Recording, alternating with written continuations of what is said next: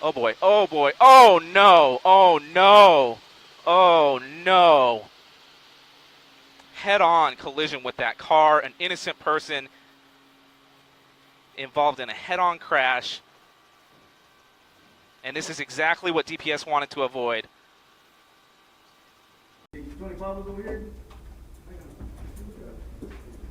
Hi.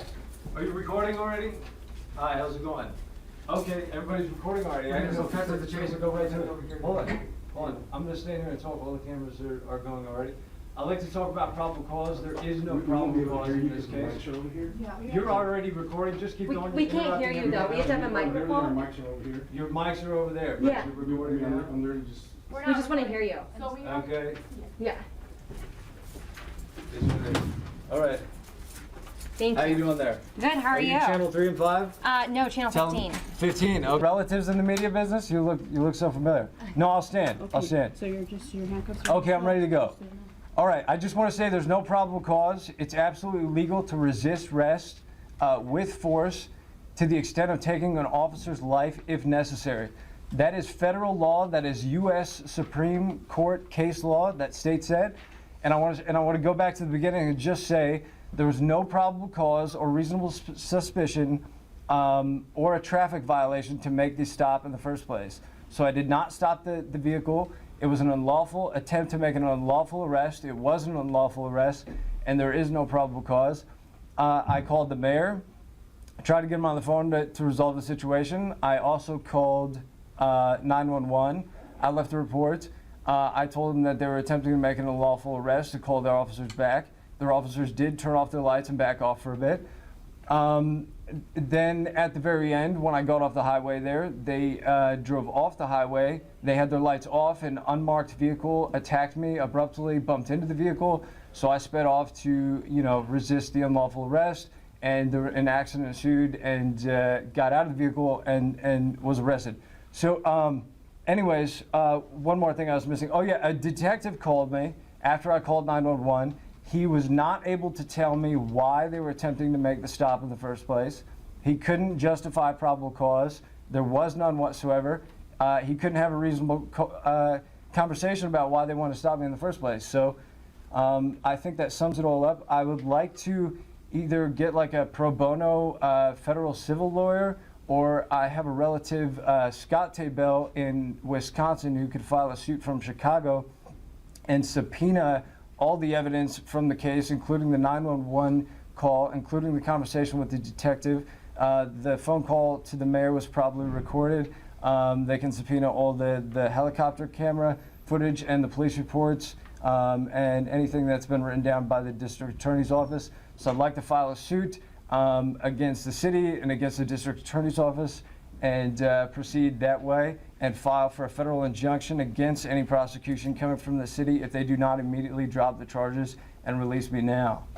Were you worried about hurting anyone else? What's that? Did you have anything inside of your car, any stolen items? Negative. I'm not a criminal law. If you have an impression that I've been arrested, look at the federal case laws that I have. I have several against me for unreasonable arrests without probable cause. I've had several issues with police before for being charged for things that I was absolutely innocent of, and I'm filing suits against them for those arrests. So there seems to be a pattern here of several arrests against me for things I have not done. They're all in the federal courts. It's all out there for everybody to review. And this is another perfect example of being stopped and arrested for something that I did not do and without reasonable cause. So the police are out of line here. They need better training. Furthermore, there is federal case law or federal law, 18 U.S.C. section 241 and 242, that protects citizens' rights of America to a high degree. And they say arrests without probable cause can be considered kidnapping or attempted kidnapping for prosecutions as well. It can warrant life in prison. It can warrant the death penalty. So that is one of the greatest laws ever written to uphold the U.S. Constitution. And they can be charged, including the prosecutors, under this section if they do not drop the charges and release me immediately. Were you Why worried didn't you about just hurting pull anyone over? else when you got off the freeway and you slammed into that car? Were you worried about hurting anyone else?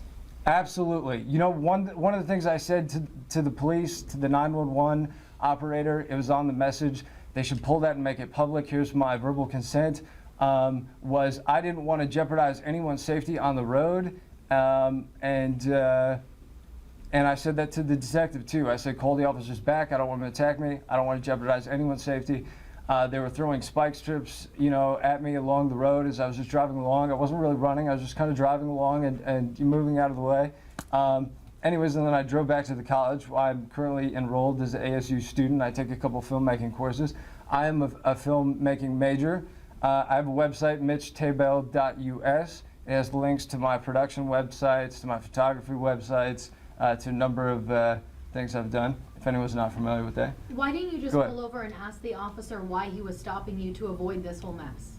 Yeah, well, I was concerned that it was going to result in some kind of unlawful arrest, and I didn't trust some detective in an unmarked car, a detective driving out in the middle of nowhere, and I don't think he was state police. He was probably city police, the original officer, but it was kind of a shady-looking car. I mean, it was an old beaten Crown Royal, and I just had funny vibes about it. I wasn't going to stop for the guy, and there was no reason to stop me because there was no traffic violation. So if it was a Sorry. marked car, you would have. If it was a different car, a different officer, I may have felt differently about stopping, but yet there was still no reason to stop in the first place. So you don't have to stop if there is, or you shouldn't have to stop if the laws vary. You don't have to stop. What was going on What were when you he was doing? trying to pull you over? It was just he was driving very slow on the road, and I didn't want to pass him. So I got over behind him because he was going like 10 miles under the speed limit. So I didn't want to actually pass him. So I slowed down, and then as cars started to build up behind us, I moved into the right lane in case they wanted to pass, but they didn't pass either. They just hung out to either watch what was going on, or they didn't want to pass the officer themselves. Whatever the reason was, they didn't want to pass either. So we just drove along, and then after I moved over into the right lane, shortly after he moved into the left lane. So you knew it was an officer. I did know it was an officer, yes. You said the car was shady and you didn't know. Oh, yes. It was like an old Crown Royal. I mean, it was the most unprofessional looking police car like I've ever seen. What were you is doing what I'm out gonna say. there in that Anyways, part? I was out there driving around. I was either going down to the Amtrak station, or I was thinking about going to San Diego. I was kind of going in between. I was going to get out of Phoenix because I just hit class for the day, so I had a few days off. I was going to go to San Diego or to the Amtrak. And then as I was driving down, I realized that the Amtrak was like the following day, and then I thought I might go back to the airport. So then I turned back around to go up to the Phoenix airport to fly back to Chicago. That's what I was doing. I don't know what this officer was out there doing or why he attempted to stop me, but he had no valid reason whatsoever. Do you What have do any you have to say message for the about woman who was driving the black SUV that you crashed into, who had to go to the hospital with injuries? Was it black or it was black? Not gray? It was a dark colored, Okay. I believe, black SUV. Okay. Yeah, how bad were her injuries?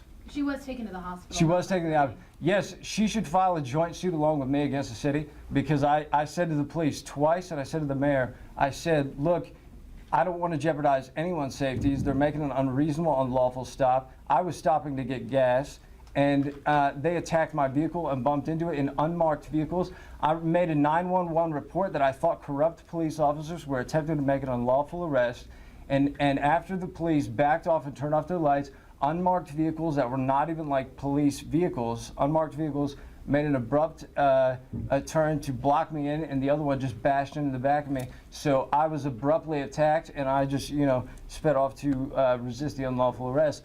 So it's unfortunate that anyone else had to be involved in an accident. I said it twice. I said it at the 911 call, and I said it to the detective who called me, and I may have said it a third time to the mayor. I really didn't want anything to happen. They had no reason to make any kind of aggressive stop or to throw spike strips. Completely unreasonable.